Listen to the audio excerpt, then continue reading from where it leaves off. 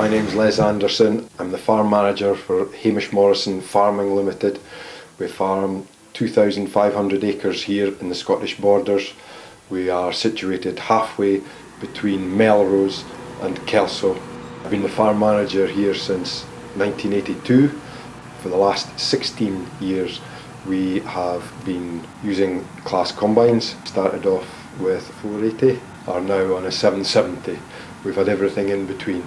It was 16 years ago. We had two combines.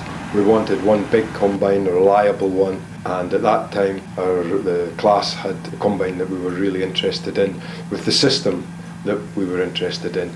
Its reliability, its build seemed to be better than the rest in the market at the time. Our second CLAAS we went for TT tracks, which in our land here, which is quite light, not only helps us in the wet seasons but in dry seasons when we have quite steep hills, and that these tracks will take us up these hills without spinning.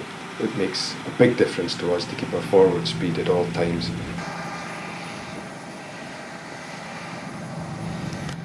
My name's Neil Ramsey. I'm the farm foreman here at Hamish Morrison Farming.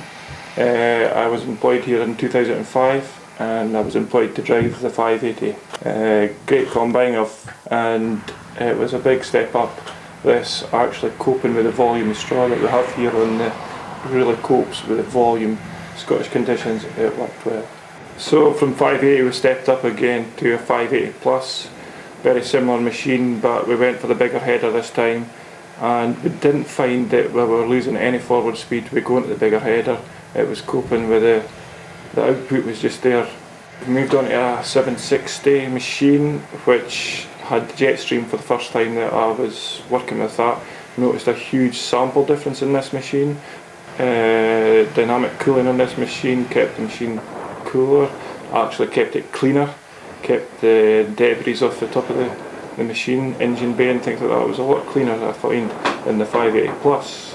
Performance wise, we've actually upped the acres. It was increasing all the time for the combine, so the 760, it was doing what the 580 did. So latest machine that we've got now is the 770. It's a very powerful machine. We've got some very steep ground here and things like that. I can unload on the go, whatever the conditions sort of thing, climbing hills, down hills, anytime I want, because the power is there with this machine now. I feel I've got the confidence that I can stick a spout out and I'm not going to get beeped at with the power loss. We've got cruise pilot on this machine now. Actually gives me confidence to go into the field, press the combine into cruise and concentrate on other things, to let me do more of the combine settings, let the combine take control of forward speed, work away at it. It's a good system. On the new combine we have also opted for the 4D side of things, because we've got some undulating ground here, side slopes and that, and if it can keep the combine going at a constant speed for more periods through the day, that's what we're needing for output.